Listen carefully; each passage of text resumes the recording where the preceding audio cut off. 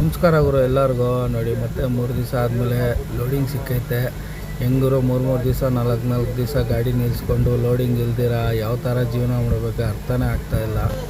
ಕೆಲವು ಜನ ಹೇಳ್ತಾರೆ, ಏನು ಗುರು ಡೈಲಿ ಲೋಡಿಂಗ್ ಮಾಡ್ತಾಯಿದ್ಯಾ, ಹೋಗ್ತಾ ಇದೆಯಾ, ಬರ್ತಾ ಇದೆಯಾ, ಫುಲ್ ಸಂಪಾದನೆ ಮಾಡ್ತಾಯಿದ್ಯಾ ಅಂತ ಹೇಳ್ಬಿಟ್ಟು. ಬಟ್ ಅವ್ರಿಗೆ ಗೊತ್ತಿಲ್ಲ ನಾನು 2 ದಿವಸ 3 ದಿವಸಕ್ಕೆ ಲೋಡ್ ಮಾಡ್ಕೊಂಡು ಹೋಗ್ತಾಯಿದ್ದೀನಿ ಅಂತ ಹೇಳ್ಬಿಟ್ಟು.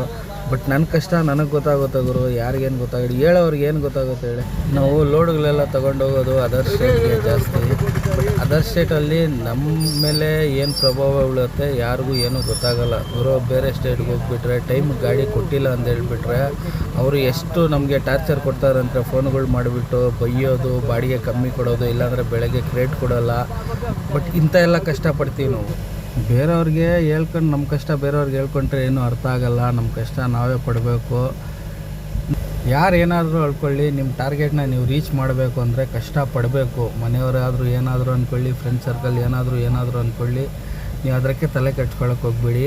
ನಿಮ್ಮ ಟಾರ್ಗೆಟ್ ರೀಚ್ ಆಗಬೇಕಂದ್ರೆ ಕಷ್ಟಪಡಿ. ಕಷ್ಟಪಟ್ಟರೆ ಸುಖ ಸಿಗೋದು. ಇವಾಗ ಕಷ್ಟಪಟ್ಟಿಲ್ಲ ಅಂದರೆ ಮುಂದೆ ಕಷ್ಟಪಡೋಕ್ಕಾಗಲ್ಲ. ಅದಕ್ಕೋಸ್ಕರ ಹೇಳ್ತಾ ಇದ್ದೀನಿ. ಸರಿ ಗುರು, ಸಿಗೋಣ ನೆಕ್ಸ್ಟ್ ವಿಡಿಯೋದಲ್ಲಿ. ವಿಡಿಯೋ ಇಷ್ಟ ಆದರೆ ಫಾಲೋ ಮಾಡಿ, ಸಪೋರ್ಟ್ ಮಾಡಿ ಗುರು.